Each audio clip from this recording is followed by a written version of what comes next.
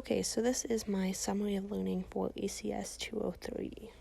So my understanding of the curriculum before and after this class was, well, before I didn't really have an opinion because I didn't really know what it was and why we used it. I had never looked at it before in any class or just for fun. I had never seen it or knew what it was exactly. But after the class, I suppose my understanding is that it's good and bad, and it has good parts and bad parts, and as much as a lot of people hate it, we still have to use it and work with it. So theories of learning. So these I had never really worked with or heard of, except for a little bit of behaviorism when I was in high school psych, and we studied Pavlov's dogs. I know, it's classic, but that's what we did. And beyond that, I didn't really have any idea of what they were or why you would use them. But now, after learning about them, it's actually kind of interesting because even though they might get kind of a bad name, well, not all of them, behavioralism might get a bad name, it's actually useful in a lot of scenarios. In early years education, you probably are going to use behavioralism before you use anything else. So that's always a good thing to have in mind, and it's a good thing to keep in mind about what they are and how you would use them in various classes and various situations.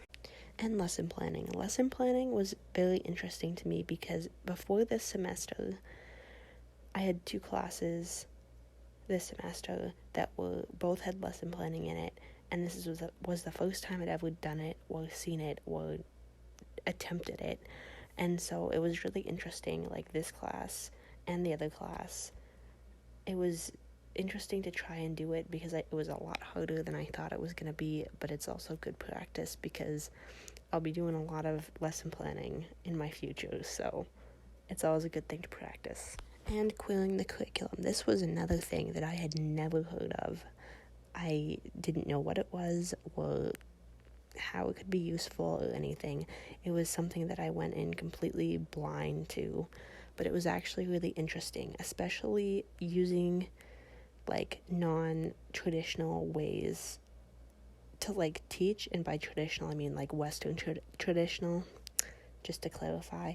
But it was really an interesting thing because I think that's something that I want to incorporate into my class, and I would have never known what it was unless I took this class. So that was an interesting thing. Okay, so the treaty education. This was really interesting to me because I had never known about the treaty education curriculum or document or anything. I had never seen it. I didn't know anything about it. So this was really interesting, especially with the last assignment where we incorporated the treaty education into a lesson plan, because that is something that I definitely need to work on in the future and now, to incorporate it into my day-to-day lessons instead of just throwing in a lesson here and there. And that's something I've never wanted to just throw it in here and there. I want to incorporate it thoroughly to be able to for it to be a good, well incorporated subject. Okay, so the numeracy. The numeracy for this subject, we watched Gail's lecture, and it was by far one of the most interesting things I had looked at about math, because I'm a math major and I love it, but not everyone loves it. And I'm always looking for ways to teach it and think about it so that people will understand it and students will understand it. And it was really interesting just seeing how young kids or babies even understand it. And it always makes me think about if as a teacher you're helping your students learn, or you're holding them back from expressing what they already know. It's just an interesting thing that I am interested to look more into